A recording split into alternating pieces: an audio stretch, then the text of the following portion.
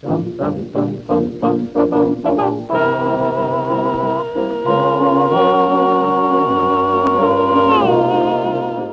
unang panahon, tinuturing itong Diyos ng ating mga ninunong nakatira pa sa kuweba. Simbolo ng pagnanasa at pananampalataya ng espiritu ng paglikha at pagsira. Huwag na huwag maglalaro ng apoy dahil ito'y pinagmumulan ng malalaking problema. Itanong mo na lang kay Ethel Buba na nagtangkang sunugin ang kanyang kondo matapos silang mag-away ng kanyang jowa. Pero bad yung ginawa niya yon. Sobrang mali ang timing. Dahil Ang Marso ay National Fire Prevention Month dahil ang pinakamaraming insidente raw ng sunog ay naitatala sa buwang ito. paano naman kasi? Simula na ng tag-init. Mula pa noong unang panahon, kung apoy ang kaagapay ng tao sa pagbuo ng sibilisasyon, apoy din ang numero unong kaaway.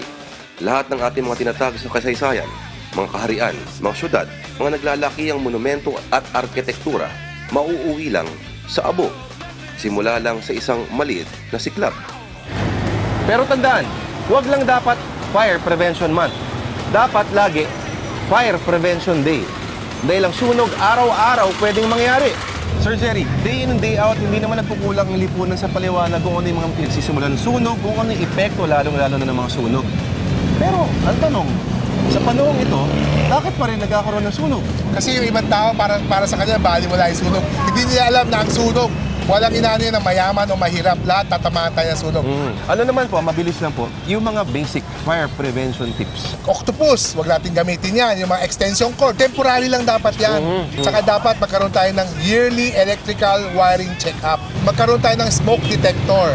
Mahal naman ng smoke detector. Alam mo yung smoke detector, below 500 pesos. Talaga? Yes! Sumunod, kailangan meron tayong fire extinguisher. Dapat huwag tayo magpapanik. Pag may sunog na, kailangan sound the alarm. Mag-shout tayo ng sunog, paalamin sa lahat ng kasambahay natin na may sunog na nangyayari. Kailangan mag-ano tayo ng isang exit plan, no?